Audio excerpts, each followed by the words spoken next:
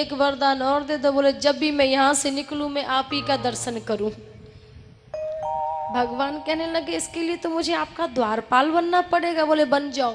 आज देखो एक भक्त के लिए मेरे ठाकुर चपरासी की नौकरी करनी तैयार है।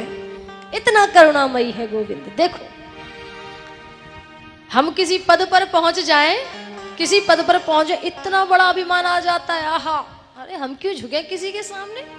हमारे सामने लाखों नौकर काम करते हैं, हम झुकेंगे?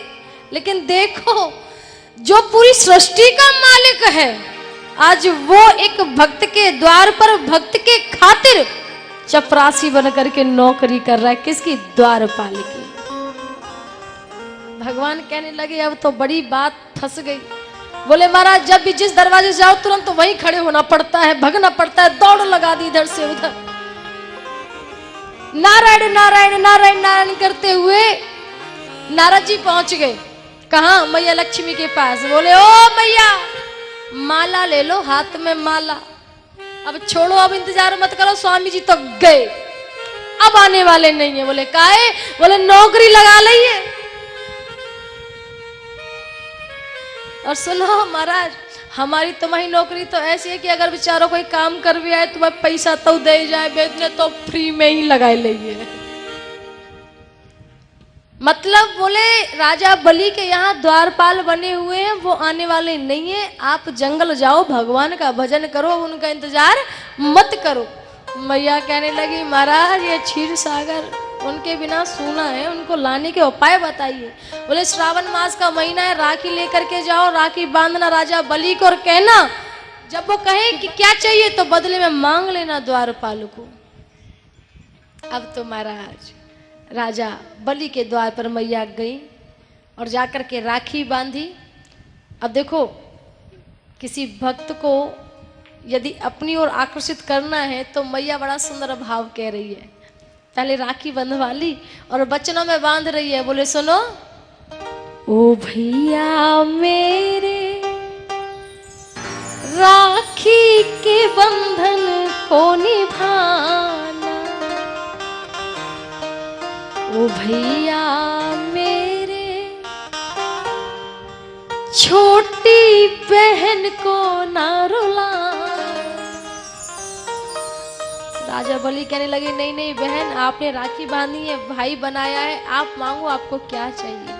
बोले वचनबद्ध हो जाओ, पहले जो मैं मांगूंगी आप हमें दोगे। बोले बिल्कुल देंगे, आप कहिए तो सही आपको क्या चाहिए। भैया ये जो आपका द्वारपाल है ना ये हमें बहुत सुंदर लगा है, आप हमें इस द्वारपाल को ही दे दो।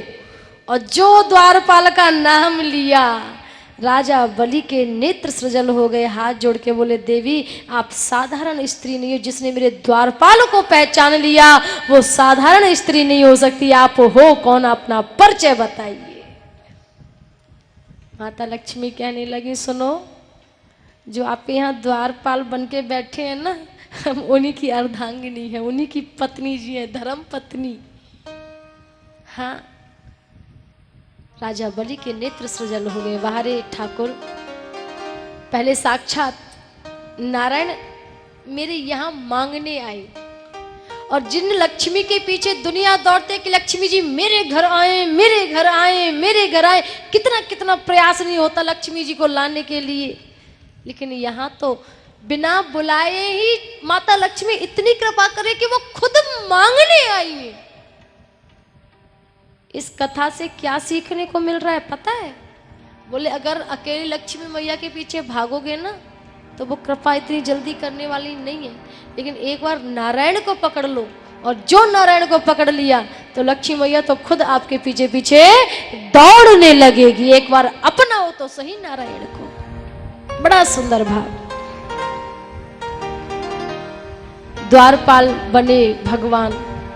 आज राजा बलि ने बहन बनाई हुई लक्ष्मी जी को पुनः सौंपा, लेकिन प्रभु अपने वचन के पक्के हैं। कहा जाता है अभी भी राजा बलि के महलों में 3-3 महीने ब्रह्मा विष्णु महेश आज भी करने आते हैं, सेवा देने आते हैं।